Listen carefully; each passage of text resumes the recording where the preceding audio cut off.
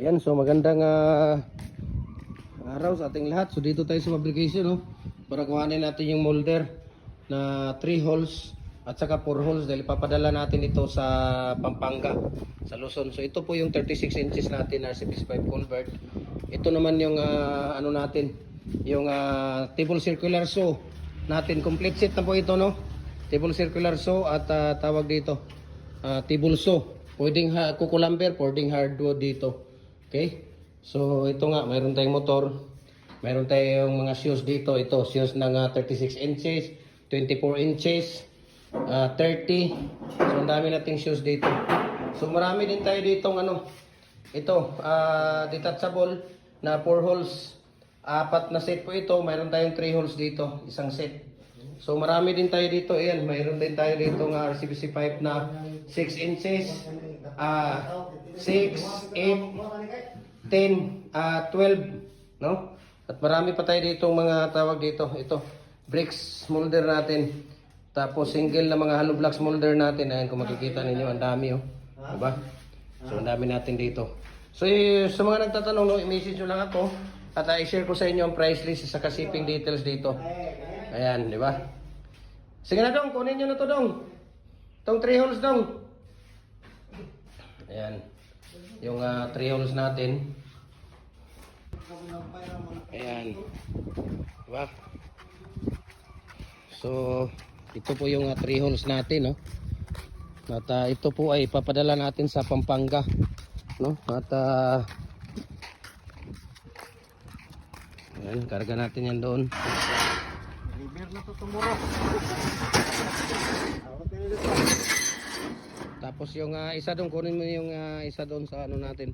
So ito, no, sino mga naghahanap ng ating commercial building, no? Open space po yung ano natin, second floor basement. Meron kasi itong basement. Ayan, ba? Mayroon pa dito.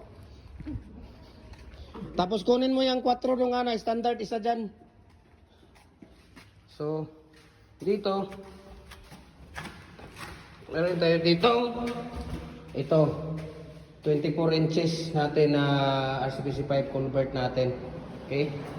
Tapos ito dong, nasaan ang ano nito dong? Outer nito dong. Nandoon ba? Ayan. So ito naman ay isang 18 inches natin, no? Isang 18 inches natin na RCBC pipe convert. At sa ito, 4 holes natin. Okay? So, ano? Marami tayong ano dito, bricks molder. Ito, mayroon tayong 4 inches. Ba? Birada, mukhang mapapalaban na tayo dito sa nakaraan na. Ano na nangyari dito? Iba na talaga pag lolo na. Pag lolo na, iba na.